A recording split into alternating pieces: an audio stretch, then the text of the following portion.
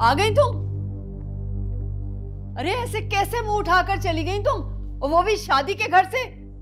जरा भी एहसास नहीं हुआ तुम्हें? लोग हम पर थू थू करेंगे, ये भी ना सोचा तुमने? हमसे तो खाना पीना तक छूट गया है। मैं कुछ देर अपने कमरे में तन्हा बैठ सकती हूँ या नहीं? इतने दिनों की तन्हाई काफी नहीं थी? वो तन्हाई नहीं थी पापा, फरार था। किससे फरार? मुझसे? अपनी माँ से या अपने भाई से, या फिर इस घर से जिसने तुम्हें पनाह दी, इज्जत दी, मान दिया, पाला पोसा, बड़ा किया, लिखाया पढ़ाया? अब तुम आंखों में आंखें डालकर बात कर रही हो। बस क्या बार बार मुझे याद दिलाया जाएगा कि तुम्हारे लिए ये किया है, वो किया है? इसी कंट्रोलिंग माइंडसेट से मैं फरार हुई थी, जो मुझे बार बार याद दिलाया जाता है कि तुम ये नहीं हो, तुम वो नहीं हो। जो लोग मुझसे प्यार करते हैं वो बकरी की तरह मुझे चलाते हैं। ये करो, वो मत करो, यहां जाओ, वहां मत जाओ, यहां बैठो। क्या बकवास कर रही है राबिया? इसने आज तक इस लहजे में मुझसे बात नहीं की। अच्छा, वो मेरे ख्याल से इसको थोड़ी देर अपने कमरे में तन्हा रहने दें। आप भी जरा पानी वानी पिए, अपना दिमाग ठंडा करें, उसके बाद हम आराम से इससे बात करेंगे। क्या मतलब मम्मी आराम से बात करेंगे? इसको जवाब देना होगा। इसने जो किया है हम हरगिज नजरअंदाज नहीं कर सकते। तुम तो चुप रहो, मैं और तुम्हारे बाबा बात कर रहे हैं ना इससे। लड़की, तुम अपने कमरे में जाओ, अपना दिमाग ठंडा करो। जवाब तो तुम्हें देना होगा, याद रखना। जवाब तो इसको देना होगा। अरे भाई समझा करें, एक इंसान पहले ही हाथ में पेट्रोल लेकर घूम रहा है, ऊपर से आप भी आग लेकर उस पर टूट पड़ेंगे तो दोनों ही जल जाएंगे ना। मामला बड़ा नाजुक है जी। अपनी जिंदगी का कोई फैसला करने के इख्तियार मुझे भी है कि नहीं? ये इख्तियार जब कहां था? जब तुम्हारी मंगनी हुई और बाद में शादी की तैयारियां शुरू हो गई थी। तो मुझ में ना कहने की हिम्मत नहीं थी। गन पॉइंट पे शादी कर रहे थे तुम्हारी। हर बात में तो तुम तोते की तरह हाँ हाँ हाँ किए जा रही थी। हर चीज तुमसे पूछ कर तय की थी। पूछा नहीं था मुझसे, बताया गया था।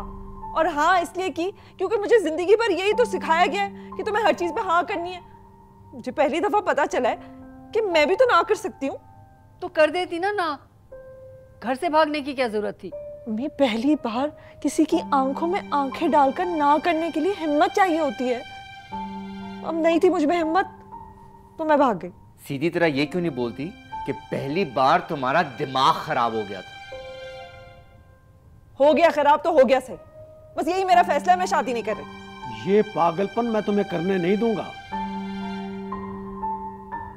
ठीक है, फिर आप मेरे हाथ पांव बांध दे और मेरी जबान भी सील और रुखसत कर दे मुझे दानियाल के साथ। इसी तरह मेरी शादी होगी। अब मैं और क्या कह सकती हूँ? तुमने कहा था ना, इसको तन्हा छोड़ दो, इसका दिमाग ठंडा हो जाएगा। हो गया दिमाग ठंडा? सुनो लड़की, शादी तो तुम्हारी होगी और होगी भी दानियाल के साथ। अगर तुम्हें कोई दानियाल के साथ तहफुजात हैं तो मैं उसे फोन करके बुलाता हूं, तुम उससे खुद बात कर सकती हो।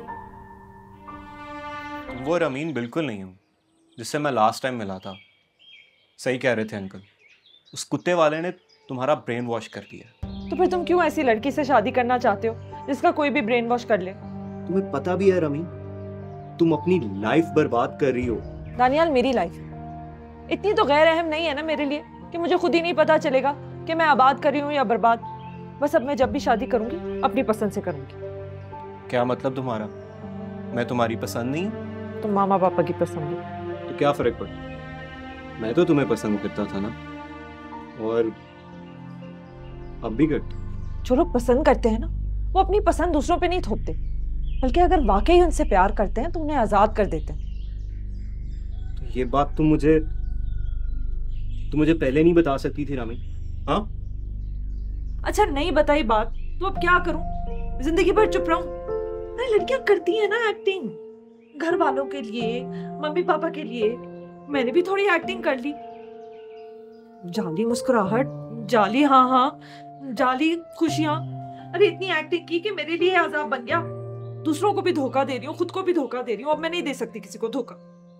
तुम्हें पता भी है रमीन के इस वक्त मैं कितना बेइज्जत फील कर रहा हूँ, और तुम्हें क्या लगता है मैं और मेरे पेरेंट्स ये बेइज्जती बर्दाश्त करेंगे? क्या तुम अब भी मुझसे शादी करना चाहते हो? हाँ। ये जानकर भी कि मैं घर से भाग गई थी? देखो, मुझे और अंकल को लगता है कि इस एज में हर कोई कंफ्यूज और इमोशनल होता है। काफी नॉर्मल सी बात है। और जब तुम इस एज से निकलोगी, यानी कि शादी के बाद जब प्रैक्टिकल लाइफ में आओगी, तो तुम्हें खुद ब खुद इस बात का अंदाजा हो जाएगा कि तुम खामखा में इमोशनल हो रही हो। देखो, अगर तुमने जबरदस्ती मुझसे शादी की ना, तो ये सोच लो मैं तुम्हारी बीवी बनकर नहीं रहूंगी, वफा नहीं करूंगी मैं तुमसे। और जिस तरह मैं अपने घर से भागी हूं ना, मैं बीवी बनकर तुम्हारे घर से भी भाग जाऊं। और मंगेतर का घर से भागना कम बेइज्जती है बनिस्बत बीवी का घर से भाग जाना। तो ये सोच लो, तुम्हें ये छोटी बेइज्जती मंजूर है या बाद में बड़ी बेइज्जती चाहिए?